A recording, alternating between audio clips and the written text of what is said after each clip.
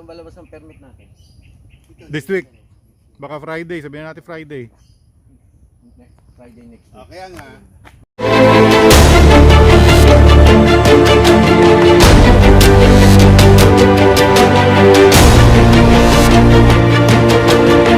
Puno nito nang malinis ba? Madami-rami rin palang puno ito. Dapat dito mga tatlo. Tatlo ang pag ano natin tagal niya pag dalawa. Ilan ang nandiyan? Itak. Isa lang yung itak namin dito. Day 4. Bago natin simulan ang ating construction dito, bago pa simulan natin yung bahay, ang gagawin muna natin ay puputulin ng mga puno na hindi kailangan. Yan, pinapaputol ko na. Yan. Nakaputol ko na yung puno. So marami na tayong naputol.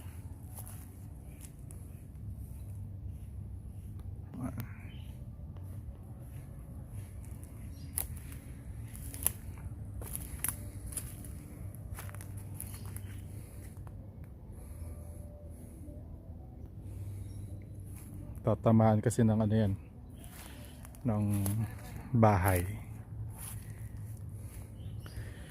Ito yung magiging driveway natin. Yan, driveway natin.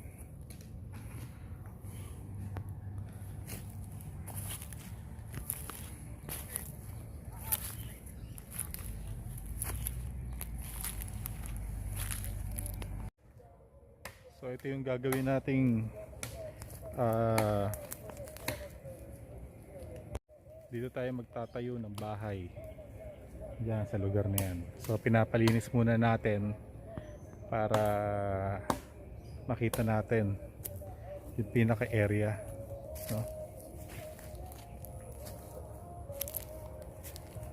Halos lahat nakatumba na, ilan na lang ang kailangan natin itumba. Okay.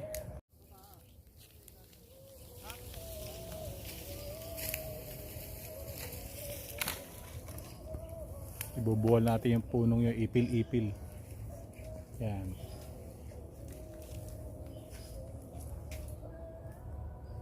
"75 years later." Okay, magandang hapon sa lahat. Ito yung area na ipapagawa natin na bahay, no? Nag-arkila ako ng backhoe. Itong backhoe na to ay Mitsubishi MS030. 1/4 lang siya, 1/4. Base sa operator na nakausap ko, kaya naman daw tanggalin ng mga malalaking ugat katulad niyan. Okay? So yan. Bukas sisimulan, bigyan ko kayo ng update. Dito nagpapagawa na ako ng barracks. So mapapansin nyo, yan, nagpapagawa na tayo ng barracks, ha. Okay.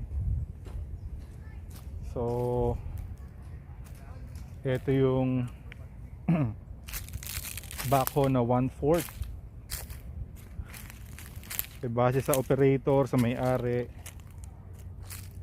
kaya naman daw. So ang minimum hours na tinatanggap nila ay 30 hours. Yon, okay? Thank you.